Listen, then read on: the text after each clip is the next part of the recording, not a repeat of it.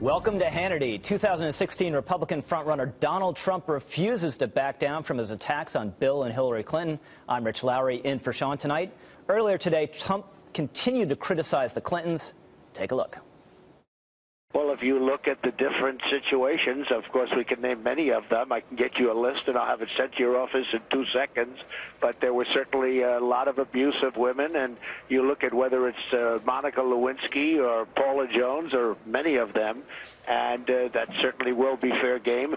Certainly if they play the woman's card with respect to me, that will be fair game, which he started about a week ago, talking about, oh, he mentioned, and, you know, the whole thing, playing up the women's card very, very strongly. And if she's going to play that game, and if he's going to be out there campaigning, then he's certainly fair game, and I think just about everybody agrees with me on that. This is a person who, you know, he's going to be out, and I like the fact that he's campaigning for her. He failed in 2008. He failed really badly. He frankly did a very poor job in campaigning, if you want to know the truth, and perhaps he'll do well or perhaps he'll do poorly. But if she's going to play the women card, it's all fair game. Joining us now with reaction from the Washington Times, Charlie Hurt, and Fox News contributor Ebony Williams. Thanks, guys, for being here. Charlie, let me start with you, because there is some pushback on this Trump offensive, saying, look, what follows it of Hillary Clinton that her husband cheated on her? But it goes much further than that, doesn't it? Because Hillary was part of the political operation that went out of its way to attempt to smear and destroy the reputations of Bill Clinton's accusers. Yeah, and to me, you know, that's the heart of this charge about sexism and stuff. You know, the Clintons, you know, are trying to accuse Donald Trump of being sexist because of the words he uses and things like that. But of course, his record shows that he has a record of hiring women and putting them in powerful positions. And yeah, he does use some coarse language, some language that shocks people. But it is nothing like what Bill Clinton did to people that worked for him, young people that worked for him that weren't much older than his daughter. And of course, as you mentioned, Hillary Clinton was, you know, her entire career as First Lady, pretty much, even before that, quite frankly, was dedicated to covering for him, covering for this horrible behavior, and doing everything she could to discredit the women, the very strong women who came forward despite the intense pressure not to, who came forward and said, hey, there's something wrong with this guy. This guy did this to me. And she, you know, she led the charge in destroying those people and their characters. Ebony, what do you think? Is this a smart play for Trump? Well, I think it's smart in one way. I think he's right that it's fair game, certainly. In the law, we say when you introduce something into kind of evidence, it becomes fair game. You've opened the door for it. So certainly the moment Hillary Clinton taught Bill Clinton out there on the campaign trail to bolster her, she rightfully can't benefit from the added component of Bill Clinton and not reap the consequences of what he causes too. So Trump's right about that. But it's interesting because Bill Clinton remains incredibly popular, incredibly bolstering of enthusiasm for much of the traditional Democratic base. And that's the thing that Hillary Clinton, despite her best efforts, still has not been able to tap into, that enthusiasm and that rigor. So I don't know if it's the best choice on Trump's part to kind of wake that sleeping giant. I say let Hillary just be defective, let her be boring, let her be unstimulating to her base all by herself. Okay, well, I don't think Hillary's going to have that much of a problem being boring on her own. And in fact, Charlie, I think part of the problem with Bill Clinton campaigning for her is you see this contrast between this really extraordinarily talented politician, the most natural, skilled politician of his generation, and Hillary, who's just not that good at this. She's sort of a grind. And when Bill was out there in 2008 working it hard for Hillary Clinton, none of his political skills transferred to her when she was trying very hard and ultimately unsuccessfully to beat a much more natural campaigner named Barack Obama. Yeah, and just as the extraordinary coalition and diverse coalition that Barack Obama has put together in 2008 in that Sterling campaign and then kept together pretty well in 2012, just like none of that new coalition isn't going to be directly transferable to Hillary Clinton this year, nor is the extraordinary talents and gifts for politicking that President Obama has. And as brilliant a politician as he was in 2008, you know, there were a lot of stories back then about how she how he really, in a lot of ways, sabotaged her campaign in 2008, and people have wondered about it. And the single best explanation I've ever heard given for why he would have done it is that he knew that if his wife became the first female president in history, that would be such a big deal. The only thing that would be remembered about Bill Clinton would have been all of his antics in the White House and the blue dress and the Monica Lewinsky stuff. Do you think that's true, Ebony? Because if this is a scary thought, if Hillary Clinton becomes president, she will be on our currency one day. It'll be a very big deal, and Bill Clinton will just be remembered as this transitional figure. Yeah, that's interesting. Charlie makes an interesting point. I think that argument gives Bill Clinton too much credit, actually. I think that what we saw in 2008 was the Clintons both just totally missing the ball, miscalculating some of the most key points of that demographic, that broad coalition that Barack Obama tapped into. I'm talking about people of color. I'm talking about college students and young people. They really took that demographic for granted. They had a very entitled attitude going after that and thinking that it was just going to be rightfully theirs because it had been in the past. And people didn't respond well to that. I think they saw backlash around it. People were accusing the Clintons of kind of being racially insensitive and kind of saying Barack Obama needed to kind of stay in his place. It went very badly for them. So it was a very big political misstep, more so than I think a sabotage. So, Charlie, let's take a look really quickly because we're talking about Clinton and Trump. And Rasmussen has a new poll that will get up on the screen about a prospective general election matchup between Trump and Clinton that is basically tied. And I think to most political observers, Charlie, that would be shocking, but not necessarily to you. Well, no, because, I mean, the guy has really tapped into something, and it's not just angry white people. It's a far larger, broader cross-section of voters, and I think that we might find that it could very well make up a lot of Democrats and independents. But if indeed he is able to get these new voters to the polls the way Barack Obama did in 2008, it could be a real deal. And going back to the thing that Ebony said, of course, I totally agree with what Ebony, what you were just saying about that. That is obviously the reason that they totally whiffed it in 2008. But my point is that in the Bill Clinton of 1992 never would have misread that and made those grave mistakes that they made in South Carolina. Ebony, I agree with that point. Address that poll. When you look at that poll, does that speak to Clinton's weakness, Trump's strength, or both? I think it speaks to both. I'm not shocked by it at all. I agree with Charlie. I think that on the GOP side, Trump is probably best suited to run head-to-head with Hillary Clinton. I think he can have some cross-aisle appeal in a way that people who have never voted for a Republican in their life, including my own mother, will consider voting for Donald Trump because they believe that he understands the problem. That's kind of the first step here where we are now in today's society and political climate. They feel like he's not been a part of these historical problems, politically speaking. He's clearly a Washington outsider. So those numbers don't surprise me, and I think the left will be very, very afraid to run against Donald Trump head-to-head. So, Charlie, really quickly, got about a minute left. Who among the other Republican candidates is the most serious threat to Donald Trump at the moment, in your estimation? You know, obviously Ted Cruz in Iowa, you know, could possibly create a real problem for Donald Trump because, you know, if he does manage to win Iowa, and Iowa is always a giant asterisk in any of these things, it could still sort of create some turbulence for Donald Trump that he hadn't experienced before. He's never been behind really before, ever since he's gotten into this. And then you know, whoever it is that is, you know, right now it's Chris Christie. Whoever does really well in New Hampshire does the same thing. But you know, quite frankly, after you get past New Hampshire, Donald Trump, when you look at the state-by-state polls, he continues to look very, very good in individual races. Charlie, we got to get out here. Thanks so much to both of you. Happy New Year. See you next time. You too.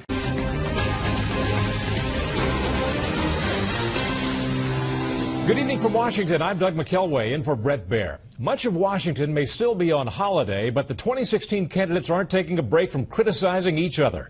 Marco Rubio is touting a conservative endorsement as his opponents slam his poor Senate attendance. And Donald Trump continues to set his sights on Democratic frontrunner Hillary Clinton.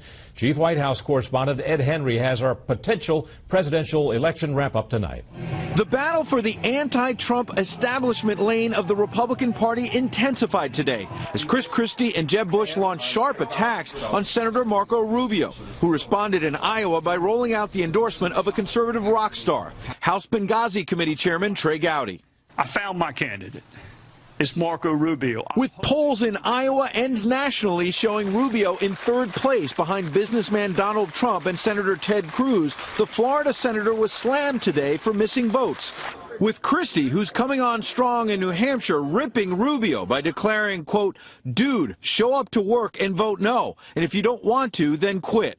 While the super PAC supporting Bush again went after his former protege with a $1.4 million TV ad buy, charging Rubio was fundraising instead of attending top-secret briefings at the Capitol after the terror attacks in Paris and San Bernardino. Rubio has missed important national security hearings and missed more total votes than any other senator. I have a close to 90% attendance record.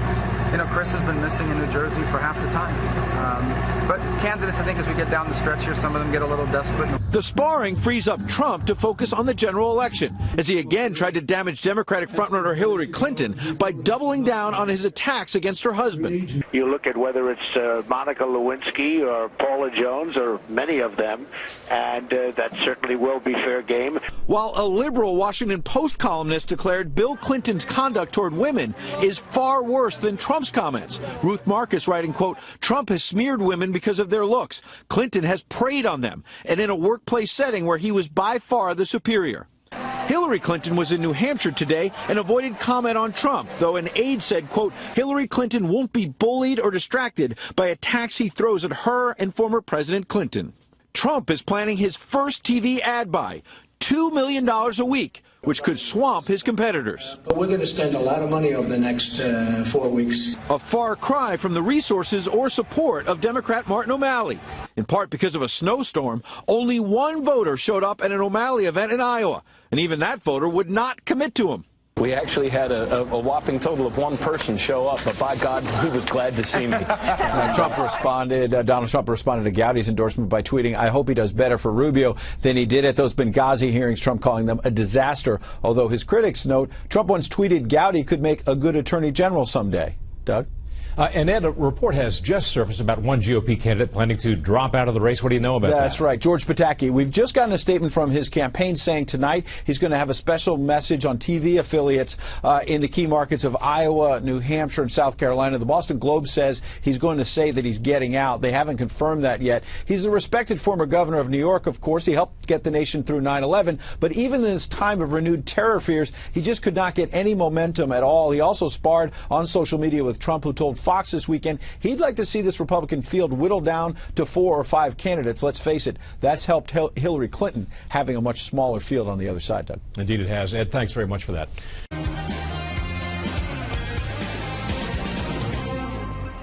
Hi, I'm Jesse Waters, in for Bill O'Reilly. Thanks for watching us tonight. Let's get right to our top story. The battle between the Clintons and Donald Trump, escalating to an all-out war in the race for the White House. Trump is doubling down on his claims that Bill Clinton's sex scandals are fair game, and he's ratcheting up the personal attacks against the former president. There was certainly a lot of abuse of women, and you look at whether it's Monica Lewinsky or Paula Jones or many of them, and that certainly will be fair game.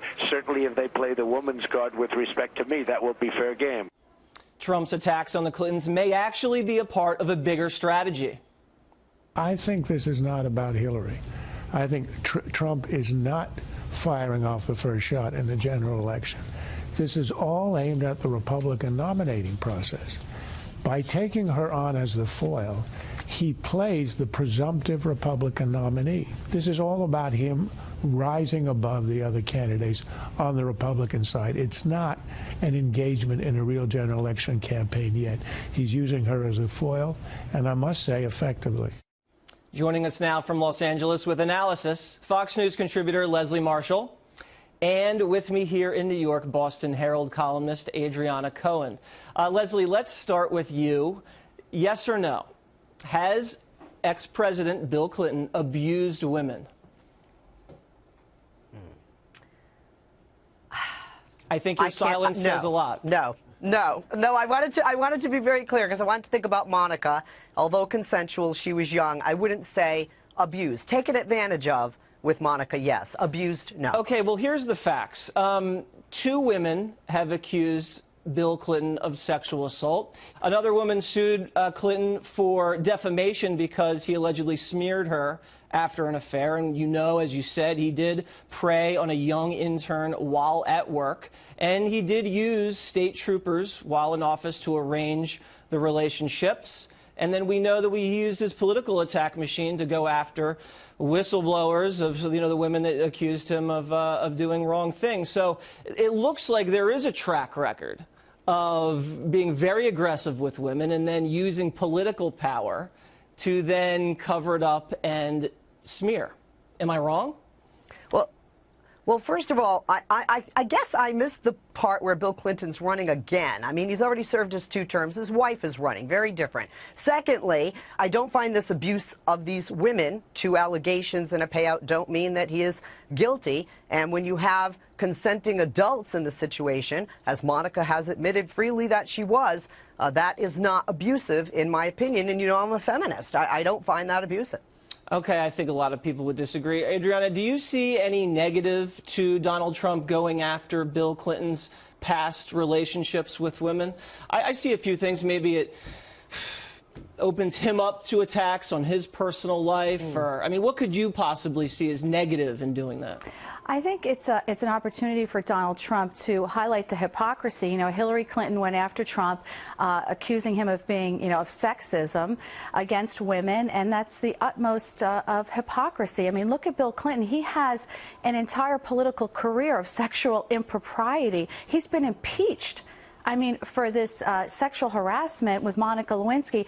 I mean, the scandals run very deep with Bill Clinton, and so she's opening up a can of worms, and I think this is going to tarnish and hurt her campaign. Right, Leslie, you did say that, you know, what does Bill Clinton have to do with this? Well, Hillary, and some would say an act of desperation, is sending her husband out to the campaign trail to make a case for her. Next week, he's going to be all over New Hampshire. So he's the lead surrogate. He's a politician. He is fair game. When you have Trump doing this, I think the base loves it.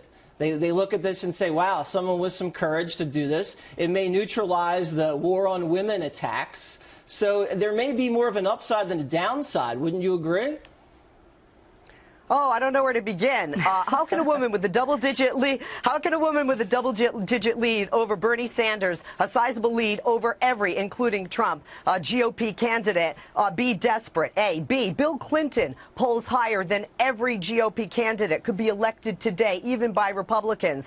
And 3. Donald Trump's behavior and Bill Clinton's behavior are their behavior. Hillary Clinton's behavior is her behavior. And Donald Trump, having cheated on his first wife with his second, and now he is on his third, should not be pointing fingers at any man with regard to behavior, and remarks he has made toward women, I think, speak for itself with regard to how he speaks down to women. And as a woman, I do find him to have made sexist remarks in the past. Well, first of all, according to the recent polling, Trump and Hillary are tied. And as you know, when ex-politicos go out and they get back into the campaign trail, numbers are going to go down for ex-President Clinton. What would you say, Adriana? You know, Bill Clinton, there's a big difference between cheating on your spouse and getting impeached, okay? So let's just make that difference clear. You know, with Hillary Clinton, she claims she's for women, but yet, Leslie, I'd like to ask you, are you okay with her accepting millions of dollars from Gulf nations that oppress women and strip them of basic human rights? If she truly cared about women, she would return all of this unsavory cash. Well, you know, I find it interesting that we care about those donations to one female Democrat now. We've never cared about those donations to Republicans or Democrats that didn't wear a dress pretty much since we've had a relationship with the Middle East. Many of these countries, although I do not support the practices, I don't support some of the practices toward treatment of women in this country. But many of the practices in these Middle Eastern countries that I have either visited or even lived in, as this staff can attest, we have relationships we're building with those countries. We see changes in those countries, like voting in Saudi Arabia, fighter pilots in the United Arab Emirates. We don't turn our back on that nation with relationships, including financial relationships, in political election years. I want to get back to the main point here. Do you guys think that a part of this going after Bill Clinton's past with women, this is entertainment value. I mean, if the late night guys were here, they'd be writing jokes about this all night. I mean, I think what Trump's doing, I mean, people are talking about this, right? It's funny, right? Exactly. It's definitely going to get ratings. It's going to capture people's attention. And I think it's going to hurt Hillary. How can this benefit her when we're going to recycle, Donald Trump is going to recycle, and the media, all of his sex scandals, which were pretty sleazy. I mean, I can't think of one American that supports Bill Clinton and his sexual history, which is really up for grabs. Yeah, it's clear they do not want to talk about this.